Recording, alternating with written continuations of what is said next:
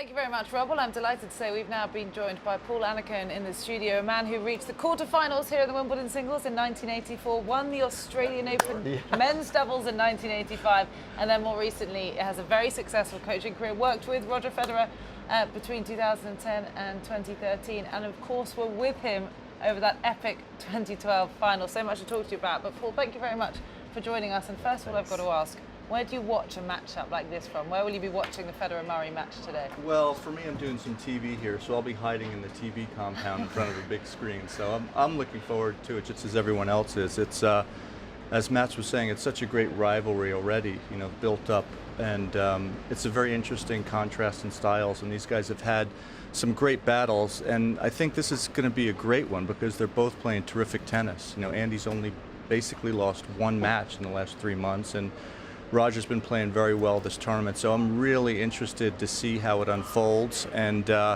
it's going to be interesting for the crowd too. Don't you think, Matt? It'll be interesting because everyone's going to be pulling for Andy, but Roger's kind of sentimental favorite, and there's a lot of things in play today. And Roger even mentioned that in his press, I think. We know that Roger is so globally beloved in the tennis world, and he said it will be interesting to see who's in the crowd because I tend to get quite a lot of support here at Wimbledon. But I'm dying to speak to you about the 2012 final, the last time they faced each other here in the Wimbledon Championships. It was such an emotional moment for Andy Murray, but another historic step for Roger. Sitting in the players' box as coach, watching on, how do you reflect on a match like that? Well, it's just one of those things where it's always so difficult at the top of the game. I think, from what I've seen, the margins are so narrow, and they're just pivotal moments. And obviously the rain delay, and then the chat in the locker room, and then regrouping with the roof closed. So things changed a lot in that match. I think one of the things about Roger is that he's so composed. He doesn't ever really get flustered, and I think that helps in so many different moments. But I think in particular on that day, he had a very clear idea of how he wanted to play. And I think Andy started off well, and then I think Roger started playing some really good tennis, and for a number of different reasons. But ultimately, it was kind of the catalyst to the beginning for Andy as well, winning the gold medal just a couple weeks later, and then the U.S. Open, and then coming back the next year and winning Wimbledon. So it was a new beginning for Andy as well. What did you think of that match? Because I remember when they closed the roof, and I don't know, it seems to be such a definite moment in the match, but I remember Roger suddenly starting to come to the net a little bit more. Was that Come on, that's good coaching, isn't it? I know, I'm saying. But what I'm saying, why did he do that? Because it feels like he suddenly started rushing Andy a little bit more. Was that because the roof came on? Obviously, it's good coaching. Because now that we see him do it even more, it seems like, was that the match and the moment, do you think, in his career where he decided, well, hold on, I need to force errors here. Sure. I can't just hit through these guys anymore. Yeah, I think it's a little bit of both. I do. In all seriousness, I think that's the style he needed to play. We did talk about that. Clearly, when the roof is closed and there's no elements, it's a little easier to do it. It wasn't that windy that day anyway, but I think that little break maybe gave him a moment to kind of recalibrate what he wanted to do strategically. And I find with the really talented, great players with a lot of, let's say, tools in their toolkit, one of their biggest challenges is figuring out when to do which. Right. And I think Roger kind of started to commit more and more to that. And I remember back over a decade ago when I was with Pete Sampras at the end of his career, he started coming in more and more too. And it was a different era. But I think perhaps as athletes age, maybe it's a little bit easier to play that forcing tennis, particularly when it is a skill that you have. So, now with Roger being so close with Stefan, I know that they've been working on that the last couple of years, and we've seen it here this tournament, and it's never more apparent than Roger holding serve 72 out of 73 times this tournament. So I think it is a very clear strategy for him these days. I'm always intrigued to know what goes on in the locker rooms in rain delays. What did you say to Roger when there was that rain delay after losing the first set? Yeah, look, I don't, everyone needs to hear messages different ways, and I think Roger, like I said, he's got such good composure and understanding of his own game. It was really there really isn't a panic button. It's really about me just delivering a few facts. Here's what's worked, here's what hasn't, and here's why. And maybe here's something when you go back out there to kind of focus on at the beginning. And then we just chat about the pros and cons of that. and take into account what he's feeling out there, because that's what drives everything, is what the player feels on a court. So you have to kind of manage that as well. Did you ever, when you coached Roger, did you ever actually, hey, Roger, let's go. Come on, let's go. Let's move a little bit. Let's do a little more here in practice. Because I remember watching him 5-6 years ago here practicing the day before Wimbledon. And sometimes I sit there and like, is he actually trying to improve something, or is he just going through the motions, having a lot of fun? Yeah, I think it's a really valid point. And again, Mats, I think so much of that is about the player. And I believe there's kind of a spectrum, and that spectrum is a mechanic to magician. And somewhere along the line, every player fits in. And Roger's at the end of the magician scale. And so would a McEnroe and Sampras and Agassi probably. And those players tend to be more about feel and understanding what's going on. I think the heavy lifting and the hard yards are really put to test in the training blocks. And then they're playing so many matches, like Roger's coming here, winning Halle. He's got a bunch of matches there. So that week before, it's not about huge hours on the court. It's about very specific things. So I think you have to know the player, but the work is generally done in a different way. And I think you have to know what kind of player you are on that spectrum to get the most out of yourself.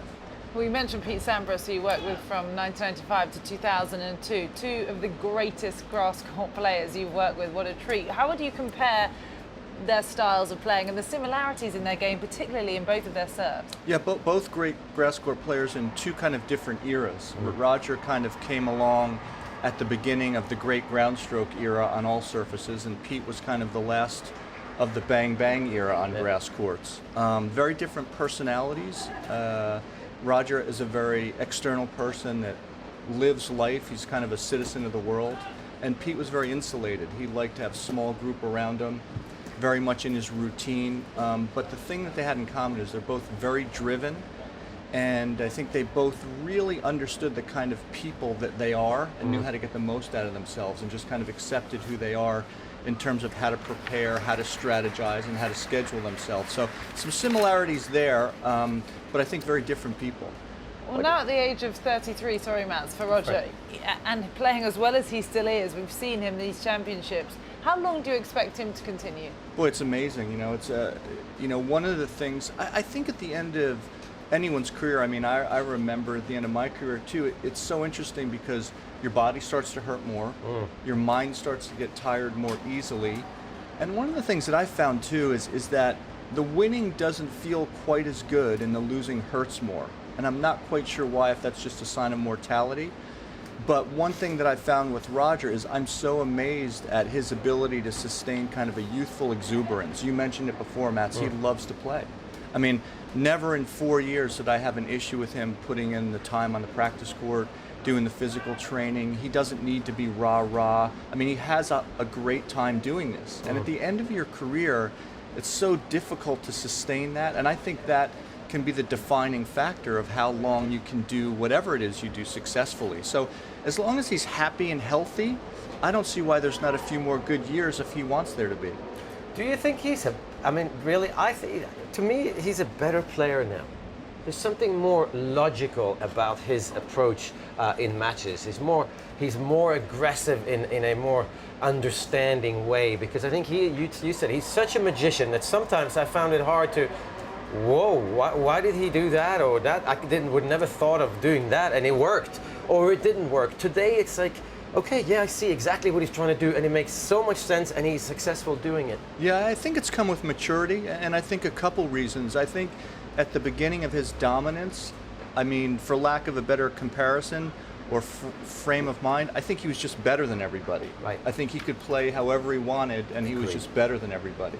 And then when Novak and Rafa and Andy have come around, and now Stan's playing, I think he's had to figure out how to continue to improve. Right. And I think that's a great thing, because it's helped him evolve into a more well-rounded player, and I think also a more clear and committed strategist about how he should play, like you say.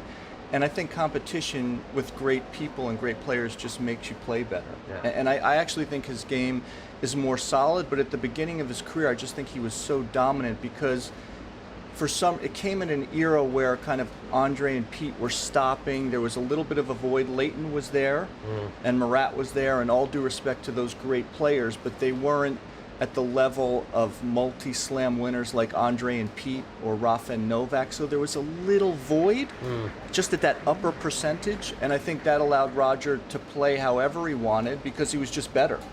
And I think he's become more thoughtful, and that's allowed him to evolve into a more clear strategist. And what's driven him over the years? When you're such a successful athlete like he is, and he's now going for this record 8th Wimbledon title here this year, is he a man who's aware of numbers, who's aware of history and the statistics, and is that what drives him day to day? I think he's really aware of that stuff, but the thing that I'm most amazed by with Roger is his perspective. He understands life, and he understands history, and that he's going to be judged however people judge him, and he probably can't control that. So I think he feels very fortunate about what he's done, but still loves to compete. And I really think that driving factor is what I said. He loves to play, loves to travel the world, loves to have his family with him, and that's why he's still doing it. And the logistics of traveling the world with 2 sets of twins. Yeah, complicated. But I got to ask you, Paul, because I was in the locker room at the French Open a couple of years ago, and Roger was about to play Novak in the semis. I mean, literally, it's like 10-1. He's playing at 1, and suddenly he stands up and he walks away. And then I hear this voice. He says something like, "Hey guys, what's up? What you guys doing here?" And I'm like, "Who said that?" Right? And then I turn around and it's Roger talking to the Bryan brothers. And he says, "Is there a doubles tournament here?" You know, and I was like, whoa, 10-1. Roger Federer goes up and he cracks this joke with the Bryan brothers. Is that what he's like off the court? I mean, in the locker room? He's pretty comfortable. I mean, he's pretty comfortable. He knows his routine, knows how to get ready to play matches. And I think that's one of the reasons why he's been so good over the years as well, Mats, is that he doesn't really let emotion drive how he feels about himself and life. And he doesn't get wrapped up in the moment to where he can't think his way out of things. So his personality doesn't change that much, and he likes to have a good time, and that's another example of it. So funny.